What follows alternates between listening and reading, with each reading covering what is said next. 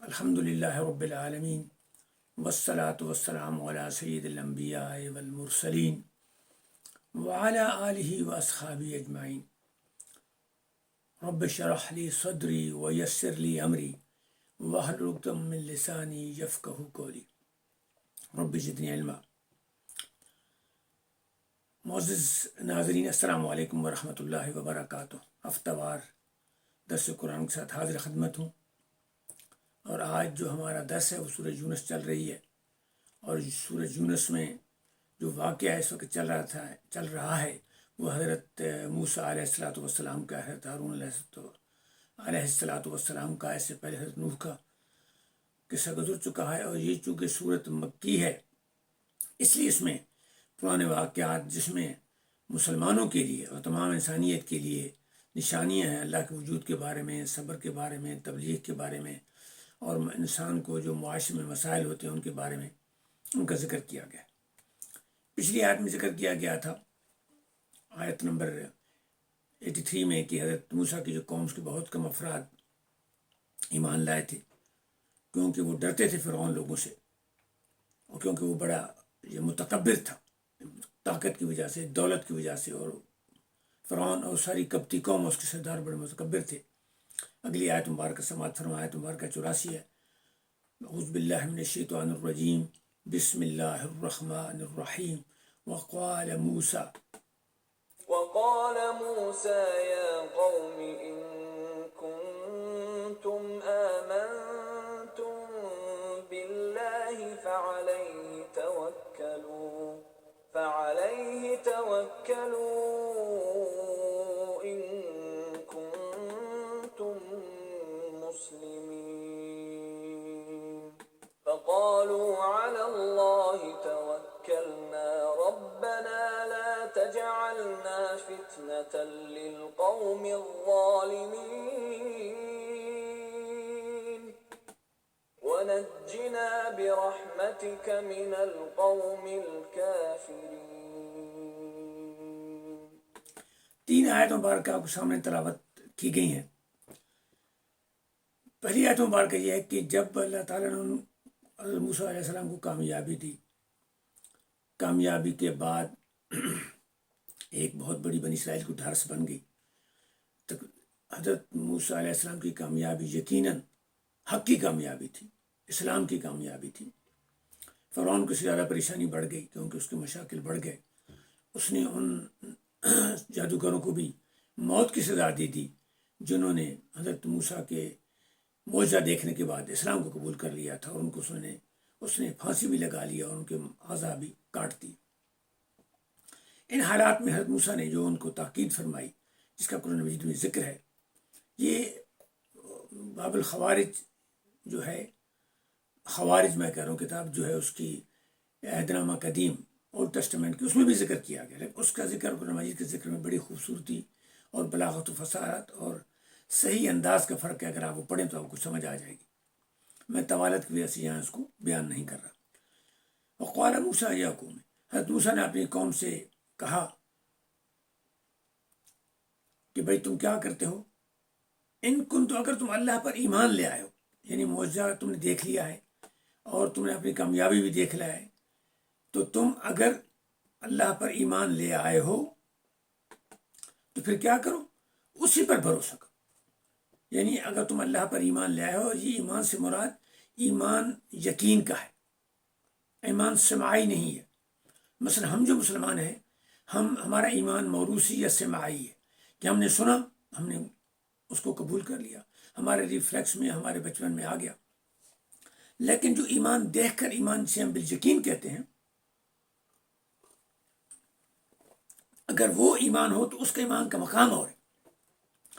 اس ایمان کی جو مثال ہے ہم نے پچھلی آیت میں کی تشریح میں بیان کر دی ہے، کہ جب جادوگروں نے دیکھا کہ ان کا جادو نہیں چل رہا، ان کی سارے جو کوششیں تھیں، وہ سارے جو ان کی کیمیات تھی، یا ان کی جو مسمرزم تھا، یا ان کی نفسیات تھی، وہ عوام کو تو تھوڑا سا انہوں نے بیوقوف بنا لیا، لیکن جو حضرت موسیٰ کا عصا تھا اس کے سامنے نہیں چلا، وہ ختم کر دیا، انہوں نے اس کو نکل لیا۔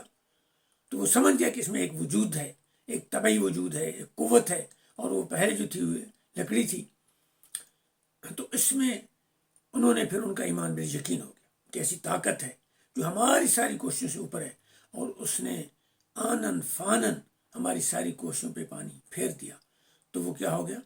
انہوں نے پھر اسلام قبول کر لیا۔ تو وہ جو ایمان ہے نا، وہ یقین والا ایمان ہے۔ تو موسیٰ نے کہا کہ اے قوم، چونکہ تمام بنی اسرائیل نے وہ وقت دیکھا تھا، وہ تہوار کا دن تھا، تو اگر تم ایمان لائے ہو، اس کا مطلب تھا کہ تمہارا ایمان پورا ہے، فعلیہ توکل، پہ اللہ پہ توکل کرو۔ یعنی یہ طریقہ ہے، یہی طریقہ ہے، اور یہ اس کی بڑی مثال ہمارے حضور اکرم صلی اللہ علیہ وسلم نے دی ہے کہ ایمان اور توکل جو ہے وہ ایک ساتھ ساتھ ہے۔ اگر ایمان آپ کا ہے تو توکل بھی ساتھ ہوگی۔ اور پھر کیا کرو؟ ان کنتم مسلمین، اور اگر تم مسلمان ہو گئے ہو تو پھر اس پہ پوری توکل کر لو، یعنی اس پہ تم پھر پریشان نہ ہو۔ وہ جو میں تمہیں فرعون کا جو تکبر ہے، یا جو اس کا ظلم ہے، یا جو اس کی زیادتی ہے، جو اس کی معلومات کی زینت ہے، اس سے تمہیں پریشان نہیں ہونا چاہیے۔ پھر انہوں نے کیا کہا؟ انہوں نے کہا ہم آپ سے راضی ہیں۔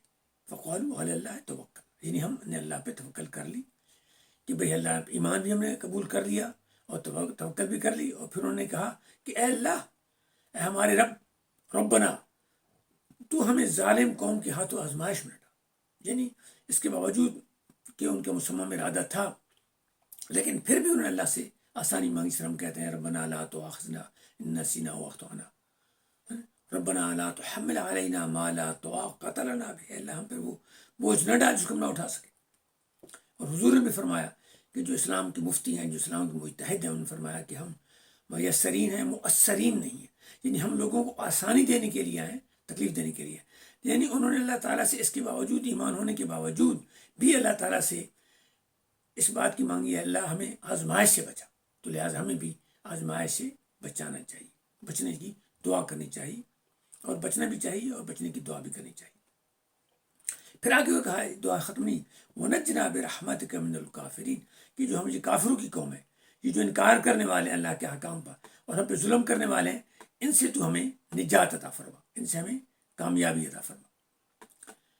اگلی آیت کا ترجمہ ہے،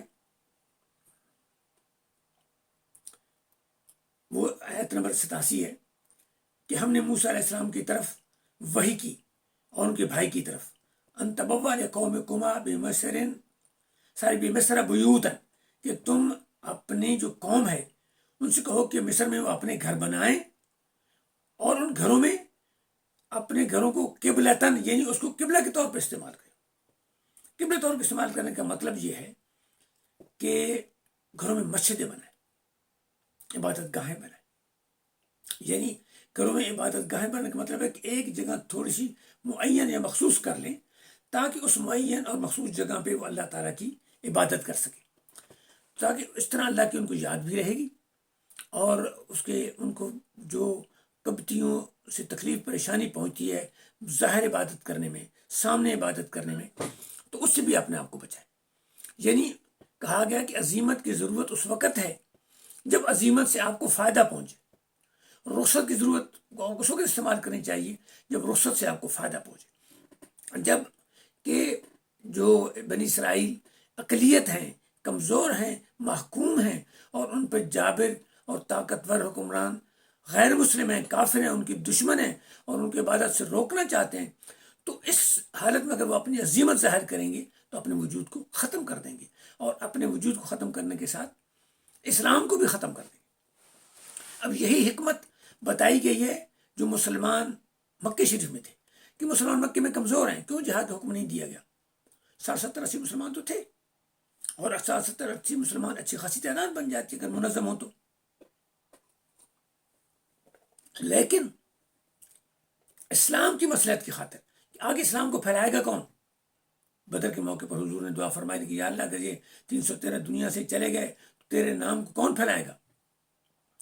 تو یہی تھا کہ بھائی اس میں آپ مصلحت کریں، اس میں آپ رخصت کو دیں، آپ گھروں میں عبادت کریں۔ اس لیے جماعت کا جو اہتمام ہوا وہ بعد میں ہوا، پہلے نماز سب گھروں میں پڑھتے تھے، مدینہ شریف میں جا کے جماعت ہوئی، اذان ہوئی، ساری باتیں ہوئی، نماز پڑھتے تھے۔ جو قبیل مسلمان تھے وہ مکہ شریف میں جا کے نماز پڑھتے، اپنی بات کا انداز ہوتا تھا۔ جو غریب تھے وہ بیچارے مجبور ہوتے، جو غلام مسلمان تھے ان کے لیے پریشانی تھی، ان کو وہ قریش سزا دیتے تھے. تو ان کی تسلی کے لیے یہ واقعہ بیان کیا جا رہا ہے، اور آنے والے مسلمانوں کے لیے بھی کہ جو بھی کسی غیر مسلم ملک میں قیام پذیر ہیں، اپنی مادی منفعت کی وجہ سے، آپ کی معاشی منفعت کی وجہ سے یا کسی اور وجہ سے، تو ان کو بھی چاہیے کہ وہاں وہ فساد بنانے کے بجائے اپنے دین کو اپنے تک محفوظ رکھے، اور اپنے اخلاق سے مثلا کمیونسٹ ملک میں اجازت نہیں تھی، تمام مذاہب بین تھے. یہ اب ایسے مسلمان ویسٹرن کنٹریز ہیں جو ہیں تو آزاد لیکن اسلام کو پسند نہیں کرتے ہیں، اپنے چرچ کو بھی پسند نہیں کرتے ہیں، سیکولر زور آ گیا ہے. تو بجائے اس کے کہ آپ ایک نفرت کا انداز پیدا کریں اور اپنے اسلام کا برا امیج پیدا کریں، تو آپ کو حکمت کے ساتھ کام کرنا چاہیے جس سے کہ وہ لوگ متاثر ہوں اور آپ کی باتوں کو مان لیں. اور پھر فرمایا کہ اپنے واقعی الصلاۃ، اور پھر اس کو نماز میں قائم کرے، یعنی اس کو ہر روز پڑھتے رہا کریں، یعنی اللہ کے ساتھ تعلق قائم ہونا چاہیے. یعنی نماز آپ کو برائیوں سے آپ کے کردار میں تبدیلی تب لائے گی جب آپ اس کو قائم کریں گے. قائم کرنے کا مطلب اس کو اسٹیبلش کریں گے، یعنی ایک سنگل ایکٹیویٹی نہیں ہوگی، ون ٹائم ایونٹ نہیں ہوگا. یہ آپ کی لائف کا، آپ کی زندگی کا ایک سلسلہ ہوگا، جس سلسلے کے مطابق آپ آگے چلتے رہیں گے اور آپ کامیابی سے پیٹتے رہیں گے اور اللہ سے آپ کا تعلق بڑھتا رہے گا.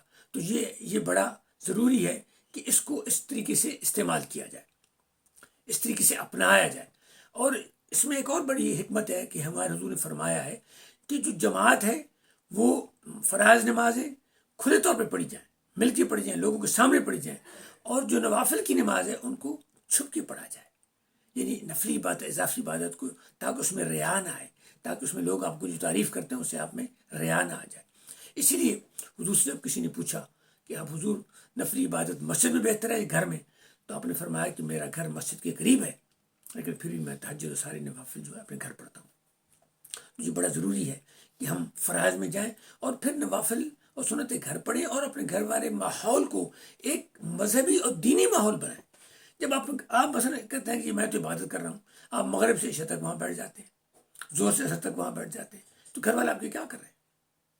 آپ کا پہلے فرض ہے کہ اپنے گھر والوں کو مسلمان بنیں، ان کے اندر اسلام کو اسٹیبلش اور ثابت کریں، اپنے کردار کے ذریعے، اپنے گفتار کے ذریعے، اپنے اعمال کے ذریعے. جب آپ وہاں نوافل پڑھیں گے، ایک جگہ مختص کر دیں گے اور اس کو اہتمام بتائیں گے کہ بھئی یہ عبادت کی جگہ جہاں شور مت کرو، جب کوئی عبادت کرے اس کو ڈسٹرب مت کرو. جسے ہم کہتے ہیں کہ لائبریری میں جائیں تو آپ بات چیت نہ کریں، کیونکہ پڑھنے والے ڈسٹرب ہوں گے. مسجد میں بھی کہا گیا کہ شور نہ کیا جائے، دنیا کی باتیں نہ کی جائیں، کیوں کہ لوگ عبادت کرنے، عبادت گزار ڈسٹرب ہوں گے.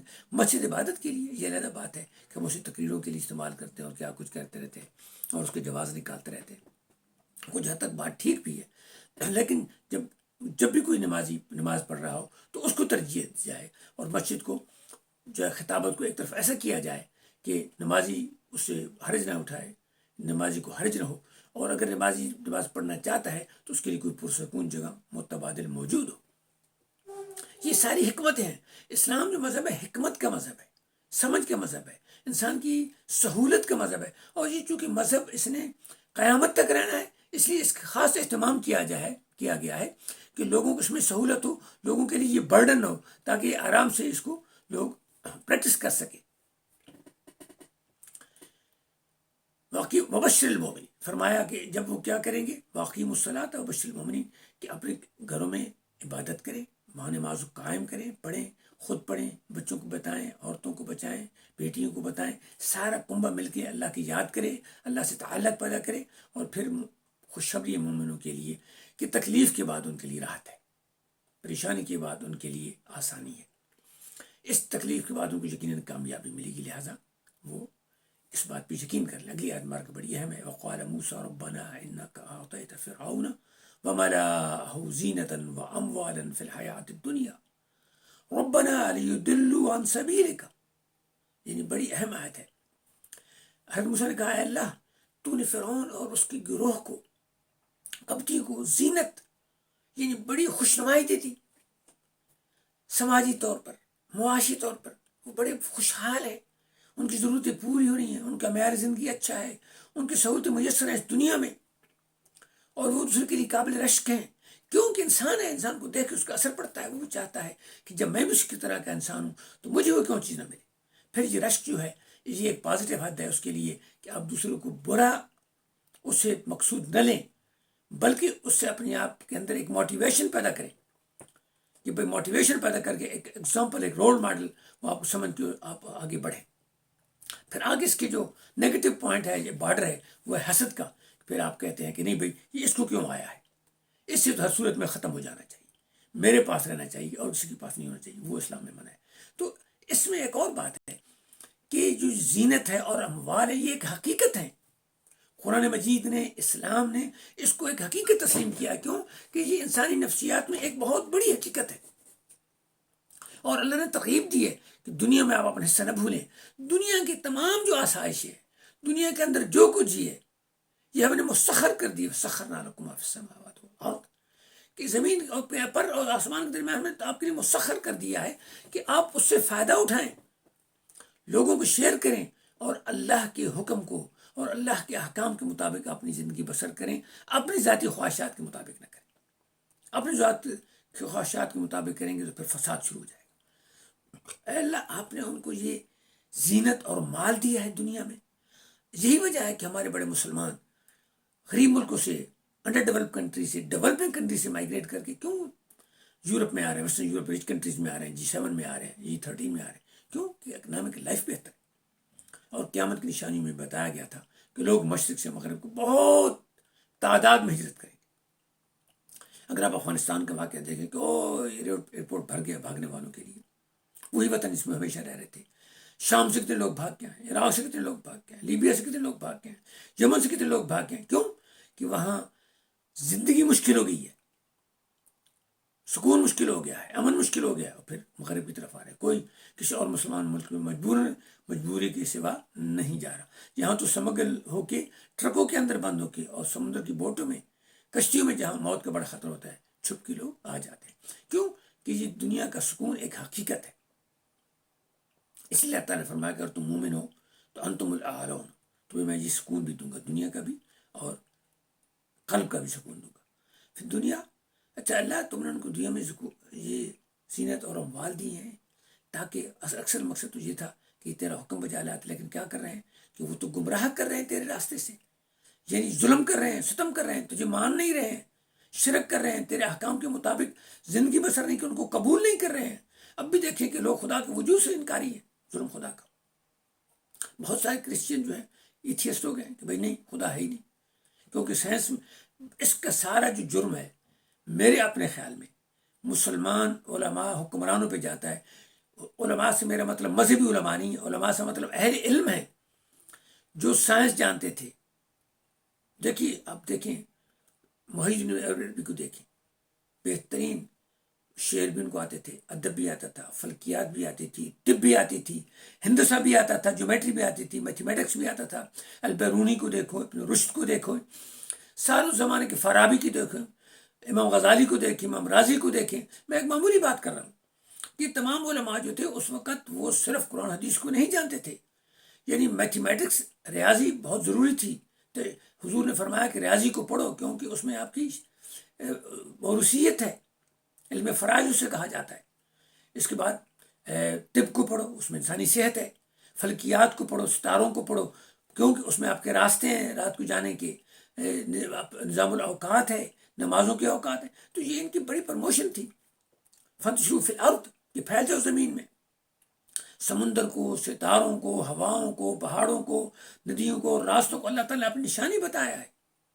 تو مسلمان جب نالائق ہو گئے تو یہ سائنس اندلس کے ذریعے احیاء کی جو رینائسنس کی جو موومنٹ تھی یورپ میں پہنچ گئی، اور بدقسمتی سے یہ لوگ اتنے تنگ تھے اپنے چرچ سے، ان کی جو ہمارا جس طرح کہ آج کل ہمارے عوام جو ہمارے مولوی حضرات سے تنگ ہے، ان کی تنگ نظری کی وجہ سے، اسلام سے نہیں، ان کے ایک ایٹیچیوڈ کی وجہ سے، جو ان کے ایک کلچرل ایٹیچیوڈ ہو گیا ہے، غلامی کی وجہ سے اور پچھلے 200 سال کے حالات کی وجہ سے۔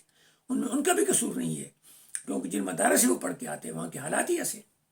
بڑا ٹیلنٹ بچہ ہو جنہیں حفظ کیا ہے قرآن مجید، وہ بڑا ٹیلنٹ بچہ ہوتا ہے، لیکن کرش ہو جاتا ہے ان انوائرمنٹ میں، جن سے وہ پروسیس ہو کے آگے 20 سال کی عمر میں پہنچتا ہے۔ تو پھر وہ چونکہ خدا کو نہیں ماننے والے تھے، لہٰذا ابھی ٹریجڈی ہی ہو گیا ہے بدقسمتی سے۔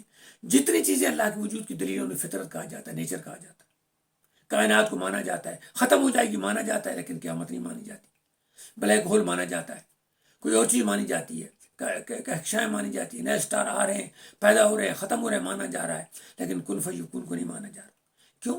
یہ مسلمانوں کی غلطی ہے کہ وہ موجود نہیں ہیں، وہ لیڈ نہیں لے رہے ہیں، پیچھے رہ گئے ہیں، ان کے اپنے بچے اب خراب ہو رہے ہیں۔ تو یہ بڑا ضروری ہے کہ قرآن مجید میں چیلنج کو پڑھو۔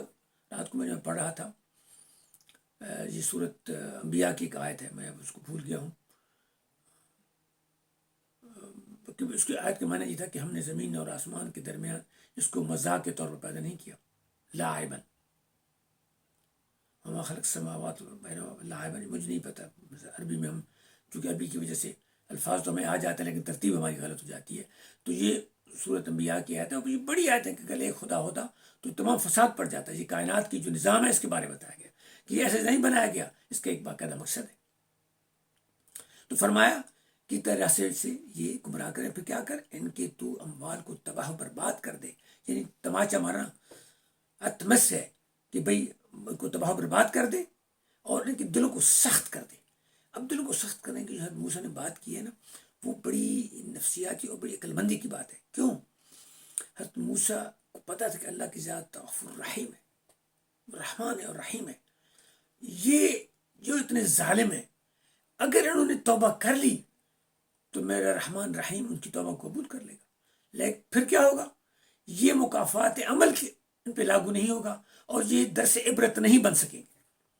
درس عبرت نہ بن سکنے کی وجہ سے لوگوں کو ہدایت کی وہ افیکٹونیس نہیں رہے گی جو مطلوب ہے۔ مطلوب یہ ہے کہ ہدایت کی افیکٹونیس ہو، اور وہ اسلام میں سخت سزائیں کیوں ہیں؟ مطلب یہ ہے کہ لوگ اسے درس عبرت لیں اور ٹیریفائی ہو کے اسے نہ کریں، یقین کریں کہ اگر آپ کا ہاتھ کاٹا جائے نا تو موت کا اتنا دکھ نہیں ہے، وہ 5 منٹ کا دکھ ہے، ہاتھ کاٹا وہ ساری عمر کا دکھ ہے۔ جو معذور انسان اس کی ساری زندگی تلخ ہو جاتی ہے۔ اس لیے چوری وغیرہ کی ہاتھ کاٹا گیا، زنا کی سزا کیوں رجم کی گئی ہے، اس کے دردناک ہو تاکہ لوگ زیادتی کے ساتھ کو معاف کر دیا ہے لیکن ولنگنس نہ کریں، کیونکہ ولنگنس سے جو جرم ہوتا ہے اس سے نقصان تو وہی ہوتا ہے لیکن پھیلتا وہ زیادہ ہے، ریکگنیشن نہیں ہوتی ہے، سزا نہیں ہوتی ہے، ختم نہیں ہوتا۔ اس لیے جو جبر ہے اس کی سخت سزا، اس کو معاف کر اس کی سزا اور دی گئی ہے، اس کو سزا مجرم کو دی گئی ہے، جو متاثر ہے اس کو نہیں دی گئی، لیکن بالرضا میں دونوں کو دی گئی تاکہ یہ چھپ کے جو پھیلا رہے ہیں، یہ جو چھپے چھپے فساد بڑھ رہا ہے، دیکھو نا کووڈ سے ہم کیوں ڈرتے ہیں کہ اتنا اندر چھپ کے فساد کرتا ہے کہ ہمیں موقع نہیں دیتا اپنے بچانے کا اور بندہ ختم ہو جاتا ہے۔ اس لیے فرمایا کہ ان کو دلوں کو سخت کر دے تاکہ یہ ایمان سے نہ لا سکیں اور غضاب جو ہے حتیٰ یروا العذاب العلیم، شدید غضاب کو دیکھ سکیں۔ اور ایسا ہی ہوا کہ حضرت موسیٰ کی جو بات اللہ نے منظور قبول فرما لی، اس میں آگے آئے گا، اور پھر وہ درس عبرت بن گئے۔ جب مر گئے فرعون سے لوگ ڈرتے، انہوں نے دیکھا کہ اس کی لاش پڑی ہے کنارے پہ، کوئی قریب نہیں جاتا تھا، اٹھاتا نہیں تھا، سارے ان کے زیورات، سارے ان کی چیزیں سب پانی کے اوپر تیر رہی تھیں، اور سب بنی اسرائیل ان کے پاس پہلی بھی تھی۔ بنی اسرائیل تو خشید ممکن دوسری، لیکن وہ باقاعدہ کنارے پر اسے سمندر نے پھینک دیا، اور اس کی لاش کو سب نے دیکھ لیا کہ جو خدائی کا دعویٰ کرنے والا ہے اس کا کیا انجام ہوا۔ تو معزز ناظرین گرامی، میں اپنے درس کو ختم کرتا ہوں، ٹائم کافی ہو گیا ہے۔ میری گزارش یہ ہے کہ قرآن مجید کو غور سے پڑھیں۔ ہر آیت آپ سے مطالبہ کر رہی ہے، اہل علم سے، یعنی میں ان سے بات کر رہا ہوں جو ہائی اسکول نے پڑھ لیا ہے، وہ اس پہ غور کیا کریں، تفسیر دیکھیں، ترجمے دیکھیں، بغیر ترجمے کے مت پڑھیں۔ ناظر کا زمانہ وہ زمانہ تھا جب کلمی قرآن مجید ہوتے تھے، اساتذہ کم ہوتے تھے، زبان عربی تھی، عربی ترجمے موجود ہی نہیں تھے۔ شاہ ولی اللہ نے پہلا ترجمہ فارسی میں انڈیا پاکستان میں کیا، سارے فارسی ترجمے اصفہان اور خراسان سے آتے تھے، ماورا اور نہر علاقہ تھا، مرکز علمی یہاں تھا، ہند میں نہیں تھا، انڈیا میں کوئی مرکز علمی نہیں تھا۔ سارے لوگ یہ افغانستان اور ایران سے آتے تھے، خراسان سے اور مشہد سے اور اصفہان سے علم کے لیے آتے تھے، زبان فارسی ہوا کرتی تھی۔ تو اردو میں جو اب شاہ مولانا ان کے پوتے نے، انہوں نے ترجمہ اردو میں کیا، تو میرے اب تمام دنیا کی زبان میں الحمدللہ ترجمے ہو چکے۔ قرآن شریف ترجمے سے پڑھیں اور اپنے بچوں کے ساتھ بیٹھ کے پڑھیں۔ ناظر پڑھنے کا مقصد اب چھوڑ دیں، وجہ اس کی یہ ہے کہ ناظر مقصد ان کے لیے جو بالکل جاہل ہیں، بھائی ترجمہ زبان تو پڑھی نہیں، ترجمہ پڑھ نہیں سکتے، تو کیوں نہ کوئی فائدہ اٹھا لے۔ یعنی میں اس طرح کمرے میں بیٹھا ہوں، شیشہ بالکل مشٹی ہے، ملکی ہے، اور باہر سے کوئی سبز کا درخت کھڑا ہے، میں سمجھتا ہوں بڑا اچھا باغ ہے، یہ حساب ہے۔ تو یہ بڑا ضروری ہے، قرآن مجید کو غور سے پڑھیں اور اس کا میسج اپنے پہ استعمال کریں، امپلیمنٹ کریں، بچوں کو کنوے کریں، اپنی سوسائٹی میں کنوے کریں، اللہ تعالیٰ آپ کو اور مجھے اسلام کا محبت بھرا پیغام، اچھا پیغام تمام تک پہنچانے کی توفیق عطا فرمائے، اور ہمارے گناہوں کو معاف فرمائے، اور تمام کوششوں میں برکت عطا فرمائے۔ اللہ ربنا تقبل منا انک انت السمیع العلیم وتب علینا انک انت التواب الرحیم، وصلی اللہ تعالیٰ علی نبینا محمد وآلہ وصحبہ اجمعین۔ انشاءاللہ اگلے ہفتے ملاقات ہوگی۔ اللہ تعالیٰ آپ کو اور مجھے نیکیاں، بھلائیاں، اچھائیاں، آسانیاں بانٹنے کی توفیق عطا فرمائے۔ السلام علیکم ورحمۃ اللہ وبرکاتہ۔